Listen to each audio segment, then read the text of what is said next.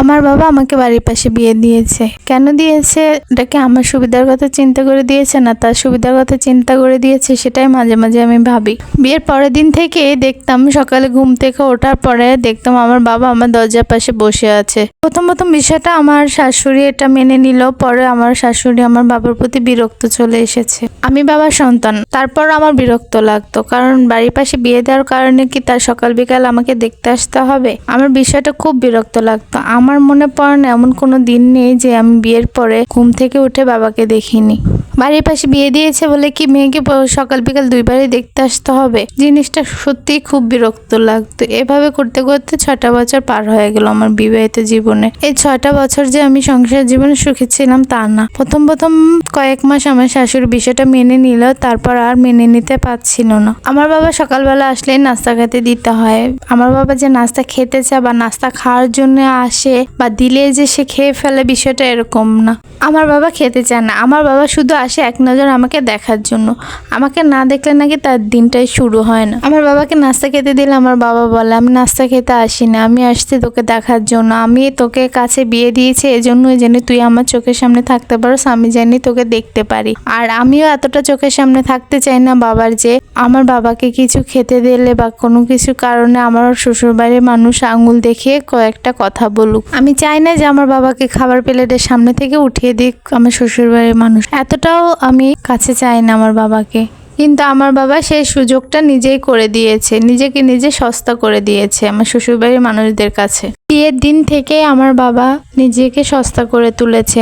বিয়ে হলে মেয়েদের সাথে তার বোনরা যায়, আর আমার সাথে আমার বাবা গিয়েছে আমার শ্বশুর বাড়ি। তারপর রাত্রে 2টা-3টা পর্যন্ত থেকে আমার বাবা আবার চলে এসেছে রাতে। আমি কখনো আমার বাবাকে ছাড়া এক রাতও কোথাও থাকিনি, কি খালা বাড়ি হোক, নানা বাড়ি হোক বা কোথাও হোক, আমার বাবা সবসময় আমার সাথেই ছিল। আমার বাবার সাথে আমি সবসময় থাকতাম, কারণ আমার বাবার কোনো ছেলে মেয়ে ছিল না, আমি একমাত্র মেয়ে ছিলাম। আমার বাবার খুব আদরে ছিলাম আমি। আমার বাবা একটা পালক ছেলে এনেছিলেন, সেটা হচ্ছে আমার পালক ভাই। কিন্তু তারপর আমার বাবার কাছে আমি অন্যরকম একজন ছিলাম। আমার বাবার পৃথিবী একদিকে, আমি আর একদিকে। আমার বাবার সবচেয়ে আদরে ছিলাম আমি। আমার বাবা যখন আমার বিয়ে ঠিক করে তখন আমি বলি, বাবা আমি বাড়ির পাশে বিয়ে করব না। কিন্তু আমার বাবা বলে, বাড়ির পাশে আমি ইচ্ছে করে তোকে বিয়ে দিতেছি, জানি আমি তোকে সকাল বিকাল 2 বেলা যাই দেখে আসতে পারি, দূরে বিয়ে দিলে তো আমি সেটা পারবো না। আমার শ্বশুর আমাকে প্রথমে আমার স্কুলে দেখে, কারণ আমার শ্বশুর সেই স্কুলে সভাপতি ছিলেন। দেখে আমার বাবার কাছে বিয়ের প্রস্তাব দেয়। আমার বাবাও রাজি হয়ে যায়। আমার বাবা সুযোগে সদ্ব্যবহার করে, কারণ বাবাও চাইছিলেন যে আমারও যেন বাড়ির পাশে বিয়ে হয়। আর আমি দেখতে অনেক সুন্দরী ছিলাম। বাবার একমাত্র মেয়ে যেহেতু রাজকন্যা ছিলাম, বাবার সেরকমই দেখতেও রাজকন্যার মতোই ছিলাম।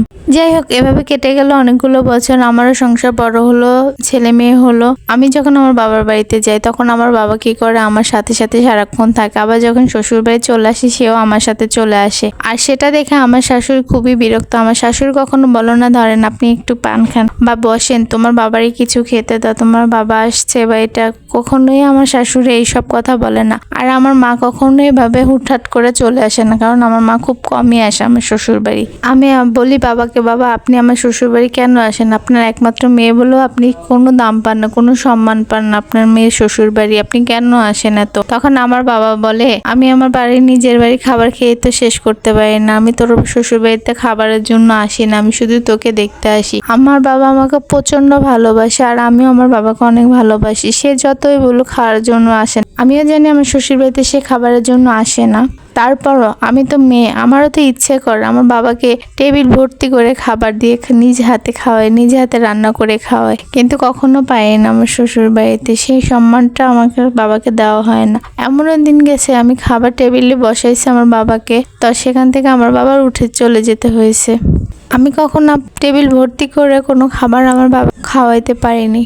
আমার বাবা সকাল বিকাল 2 বেলা করে যে আসে সেটা আমার শ্বশুর মেনে নিতে পারলেও আমার শাশুড়ি মেনে নিতে পারেনি। আমার স্বামীও মেনে নিয়েছে ব্যাপারটা, কিন্তু আমার বাবা আসার এই কারণটা নিয়ে আমার শ্বশুর আর শাশুড়ির মধ্যে প্রচন্ড সবসময় ঝামেলা লেগেই থাকে। আর প্রচন্ড ঝামেলা হয় মাঝে মাঝে, আমার স্বামীর সাথেও হয়। আমার স্বামীর সাথে অনেক ঝামেলায় আমার বাবার আসার বিষয়টা নিয়ে আমার স্বামী অনেক বোঝানোর চেষ্টা করে আমার শাশুড়িকে, কিন্তু আমার শাশুড়ি কিছুতেই মানতে রাজি হয় না। আর আমার বাবাকে সে অনেক অপমান করে, তারপর শত অপমানের পর আমার বাবা প্রতিদিন আসে। আর এখন তো আমার ছেলে মেয়ে হয়েছে, এখন বাবা আরো বেশি করে আসে। তার সকালে আসে, এসে তার নাতিদেরকে নিয়ে যায়, আবার এসে দিয়ে যায়। এমনও দিন গেছে আমি আগে থেকেই দুধ বানিয়ে রাখতে হয়েছে, কারণ আমার বাচ্চাকে আমার বাবা নিয়ে যাবে সেজন্য। যাই হোক, এভাবে আমার দিন চলছে। আমিও আমার বাবার ভালোবাসার কাছে বন্দি হয়ে গেছি, কিছু বলতে পারি না। আর আমার বাবা আমার শাশুড়ির দুর্ব্যবহার মুখ বুঝে মেনে নিয়ে হাসি মুখে আমার সাথে দেখা করতে আসে। আপনারা সবাই দোয়া করবেন আমার আর আমার বাবার জন্য।